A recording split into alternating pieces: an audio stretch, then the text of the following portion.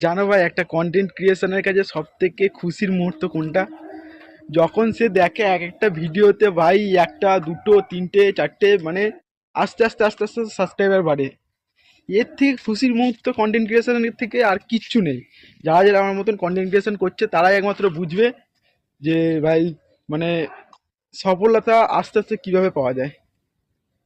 আমি আজকের দিনে ইউটিউব থেকে টাকা কামাচ্ছি কামাচ্ছি না তা নয়, কিন্তু ওই যে মুহূর্তটা, স্ট্রাগেলটা, ওটা অনেকে কন্টিনিউ করতে পারে না।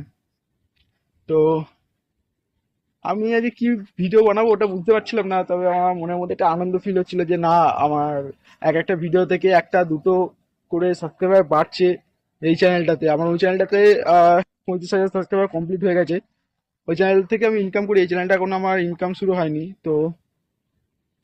তাই এই টপিকটা নিয়ে ভিডিও বানিয়ে নিলাম। টাটা।